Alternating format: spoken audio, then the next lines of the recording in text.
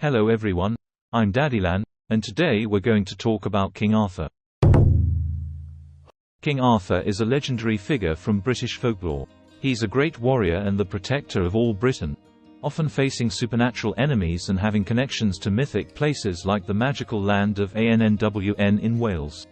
The earliest written accounts of Arthur can be traced back to the 9th century History of the Britons and the 10th century Welsh Annals. Both of these texts describe the same battle, the Battle of Badon, which took place in the late 5th to early 6th century and was a significant victory for the Britons against the invading Anglo-Saxons. Arthur is depicted as the commander who led the Britons to victory in this battle.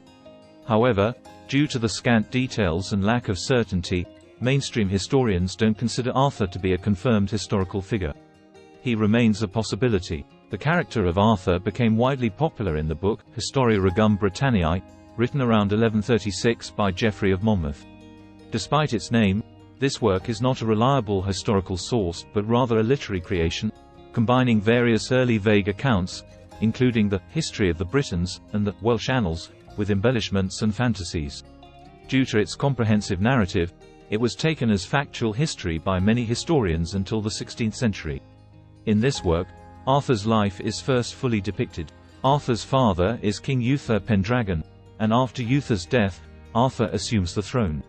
With the assistance of the wizard Merlin, he defeats the Saxons, unifies Britain, and ushers in an era of prosperity and stability. Later, when faced with Roman demands for submission, Arthur embarks on a campaign in Gaul. However, he is betrayed by his nephew, Mordred, who remains in Britain and also seduces Arthur's queen, Guinevere.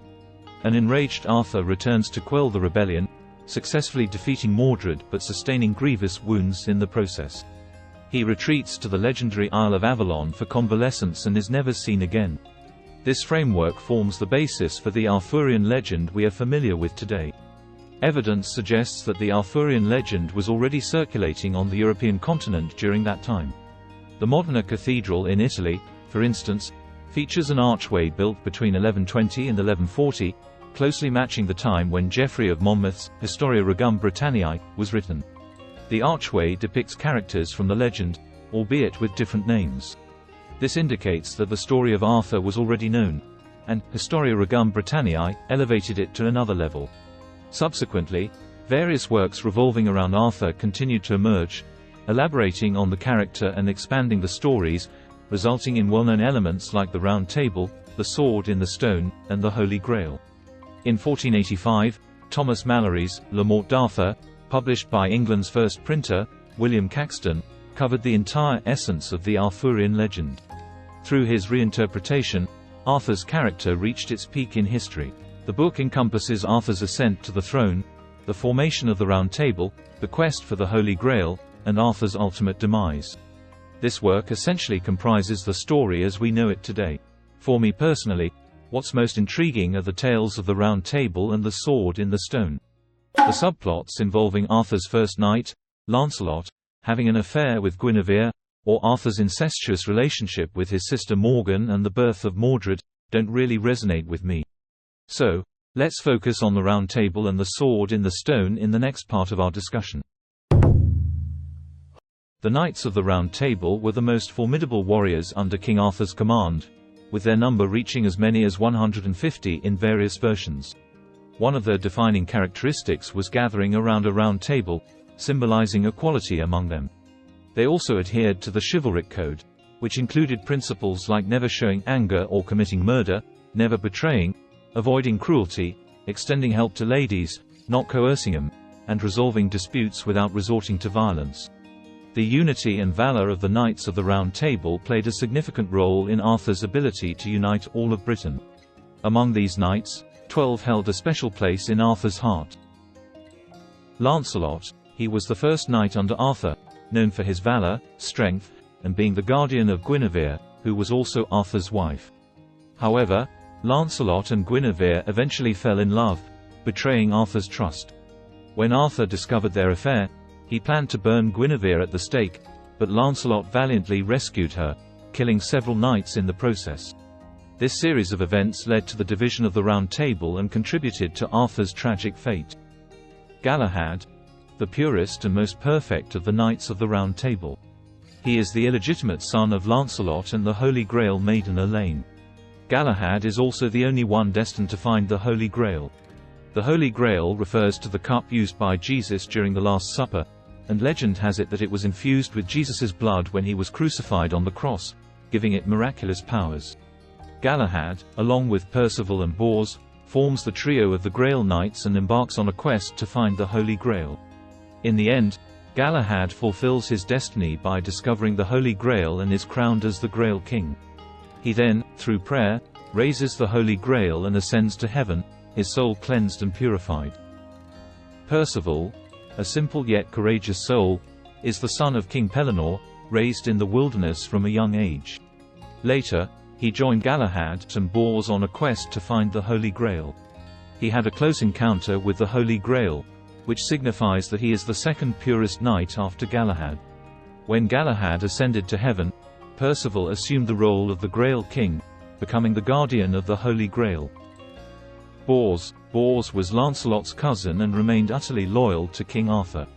Even after finding the Holy Grail with Galahad and Percival, Bors returned to Arthur and informed him of Galahad's success. In some versions, Bors was the sole surviving member of the Round Table and inherited Arthur's legacy. Gawain, the most chivalrous of the Knights of the Round Table and Arthur's nephew, is famous for his legendary encounter with the Green Knight. The Green Knight was initially a Round Table knight who, under the influence of the wicked sorceress Morgan Le Fay, was transformed into an undying, green-skinned challenger. These Green Knights specifically tested and challenged other Round Table knights. Morgan Le Fay is Arthur's half-sister, and they had an illegitimate child together named Mordred. One New Year's Day, Gawain accepted the challenge from the Green Knight, a game of beheading. Gawain went first, and the Green Knight's head rolled to the floor. But, being undying, the Green Knight picked up his head and informed Gawain that he should visit the Green Chapel before the next New Year for his turn to behead the Green Knight. A year later, Gawain made his journey, and on his way, he sought shelter in a castle, where he was warmly received.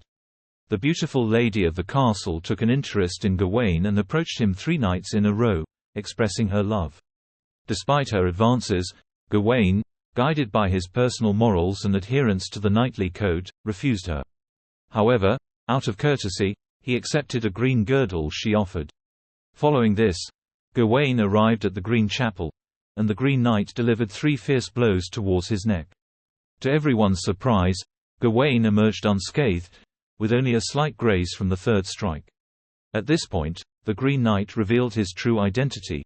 He was the castle's host, and the lady of the castle was his mistress, the sorceress Morgan Le Fay.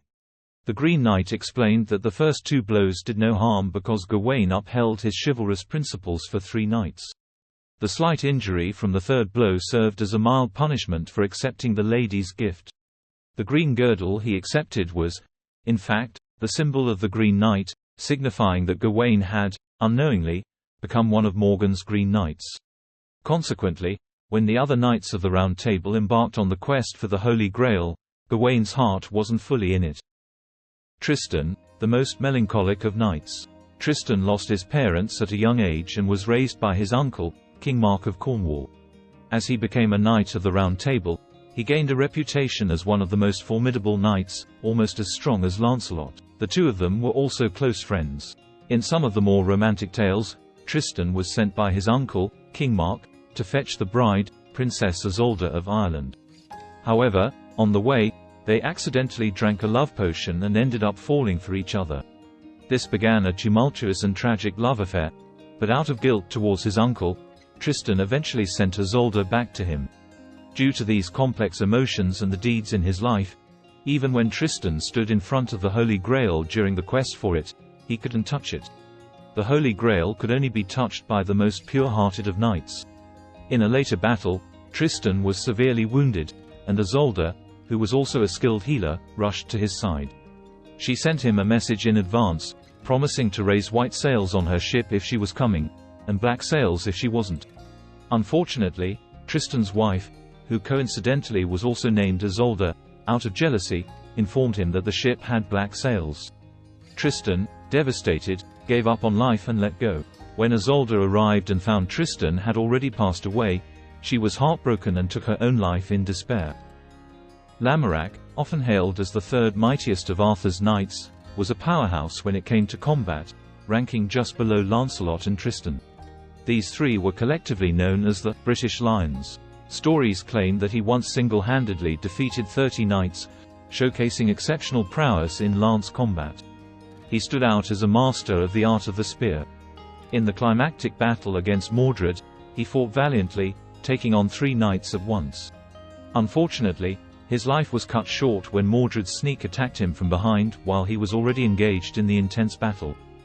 Kay, Arthur's foster brother, is quite the old-timer in the tales of King Arthur. He's the son of Arthur's foster father, Sir Ector. As Arthur's trusted court steward, he's got the experience to back it up. Known for his bravery and readiness to settle scores, Kay's a no-nonsense kind of knight. Plus, he can handle his liquor like a champ. In certain versions of the stories, Kay is also among the survivors of the Round Table. Gareth, also known as Beaumains, was Arthur's young nephew, his father being the King of Orkney. He initially started as a kitchen helper in King Arthur's court. Kay, the steward, teasingly called him Fair Hands due to his soft skin and delicate-looking hands. It was a bit like saying a big, strong guy had soft hands that never saw a hard day's work. However, Arthur soon gave him a chance to prove himself. Not only did he dub Gareth a knight, but he also sent him on a quest to rescue Lady Lioness, who was besieged by the Red Knight. Gareth fearlessly faced and defeated the Black, Blue, Brown, and Green Knights along the way, ultimately taking down the Red Knight. He rescued Lady Lioness, and the two of them fell in love, living happily ever after. Sadly, Gareth's life took a tragic turn when he was killed by Lancelot while trying to save Queen Guinevere from being burned at the stake. Geraint, a valiant warrior, possibly inspired by King Geraint of Dumnonia in the early 8th century. In the Arthurian legends, Sir Geraint helped Sir Eneit defeat the Hawk of May and later married Eneit's daughter, Enid. However, after their marriage, Enid found Geraint too lazy, which made him feel guilty and suspicious of her loyalty. They went through a series of trials, which ultimately helped Geraint dispel his doubts and continue to live happily with his wife. Gaheris, the son of the King of Orkney and Gawain's brother, also known as Beaumains. Gaheris' brother Gawain, like him, was one of King Arthur's nephews. He initially served as Gawain's squire and later became a member of the Round Table. Unfortunately, he was killed alongside Gareth while attempting to rescue Queen Guinevere, which led to his brother Gawain harboring strong resentment against Lancelot. Bedivere, much like Kay, was one of the original Round Table knights and served as the steward of King Arthur's court, responsible for looking after Arthur's needs. He was highly skilled with a sword, exceptionally loyal, and known for his agility. Bedivere holds the unique distinction of being the only Round Table knight to witness Arthur's final moments. As Arthur neared his end, he entrusted Bedivere with the task of returning his kingly sword to the Lady of the Lake, following the lady's initial instructions when she gave him the sword. However, Bedivere knew that once the sword left Arthur's possession, the king would succumb to his injuries. He made 2 failed attempts to throw the sword into the lake but couldn't bring himself to part with it. It was only after Arthur reprimanded him that Bedivere finally cast the sword into the lake on the 3rd attempt. A hand rose from the water, grasped the sword tightly, and then disappeared beneath the surface. Shortly thereafter, a black boat arrived at the lake shore, carrying 3 enchanting ladies, one of whom was Arthur's sister, Morgan Le Fay. She informed Bedivere that Arthur could only be saved by journeying to the legendary Isle of Avalon, and they were there to take him. Bedivere lifted Arthur onto the boat, watched as they sailed away across the lake, and saw them vanish into the distance. These knights of the Round Table, along with others, played crucial roles in the Arthurian legends and added depth to the rich tapestry of Arthur's court and quests. Speaking of the sword in the stone, I remember watching Disney's animated version when I was a kid, and it left a lasting impression on me. In this tale, Arthur is the illegitimate child of King Uther Pendragon and the Duke of Cornwall's wife, Igraine. Shortly after his birth, Merlin, the great wizard, entrusted him to Sir Ector, who was also the father of Sir Kay, one of the Knights of the Round Table. After King Uther's death, Arthur emerged as the sole legitimate heir to the throne. However, the nobles, unaware of his true lineage, were embroiled in a power struggle, each vying for the crown. In response to the chaos, Merlin made a prophecy. He said that a sword would appear stuck in a stone inside a churchyard, and whoever could pull it free would be the rightful king.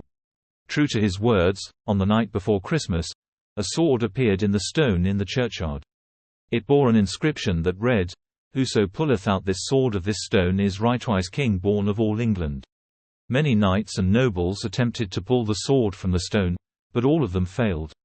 Once, young Arthur accompanied his foster brother Kay to a knightly tournament. However, just before the competition was set to begin, Kay realized that he had left his sword at home. Arthur rushed back to retrieve it, but upon reaching home, he found the door locked with no one inside. In his desperation, he remembered the sword embedded in the stone at the church. Arthur effortlessly pulled the sword from the stone and handed it to Kay. Kay accepted the sword and, upon seeing the inscription on it, he was utterly shocked. He knew that this was the legendary sword Excalibur, a symbol of kingship. He immediately informed the others. However, the nobles, seeing that the one who pulled the sword was a mere child, expressed doubt. They believed that Arthur needed to repeat the feat in front of everyone as proof. So, with all eyes on him, Arthur inserted the sword back into the stone and effortlessly pulled it out again, a task that nobody else could accomplish. Finally, the people acknowledged Arthur's destiny and crowned him as the King of Camelot. Speaking of the origin of the sword in the stone story, there's an intriguing source. In the Siena province of Italy, there's a St. Galgano monastery where a medieval iron sword is stuck in a rock. Records claim that the sword belonged to Galgano Guidotti, born in 1148. He was initially a knight, a man soaked in the blood of his enemies, making ruthless choices. It's said that one night, Galgano had a dream of Archangel Michael, who urged him to forsake violence and embrace faith in Christ. But Galgano argued he couldn't turn back, much like a sword can't penetrate harder stone. Archangel Michael cryptically suggested he give it a try. So, Galgano followed the dream's guidance and, with all his might, thrust his iron sword into the rock. This divine act led Galgano to renounce his knighthood and war, transforming into a devout hermit. His story became known to the surrounding people, and after his death, he was canonized, and a monastery was established in his honor, which stands to this day. However, in modern times, the sword broke and was repaired by filling the crack with molten lead and adding a protective casing. Scientific analysis indicates that the age of the sword and the stone align with Galgano's era. Whether it was he who personally inserted it into the rock, like in the legend, remains unknown. Intriguingly, in Arthur's story, one of the Knights of the Round Table is named Gawain, which is Latin for Galgano. This suggests that as people continued to craft and adapt Arthurian tales, they wove in familiar characters and narratives. Now, under Merlin's guidance, Arthur became an exceptional king. In one instance, he engaged in a duel with King Pellinore, agreeing to fight with spears. However, after several rounds, Arthur found himself at a disadvantage. Annoyed, he requested another round, but this time with swords. Pellinore repeatedly emphasized that they should stop and not continue. Yet, Arthur persisted and the sword in the stone shattered, symbolizing the loss of his kingly composure as he wrestled with Pellinore.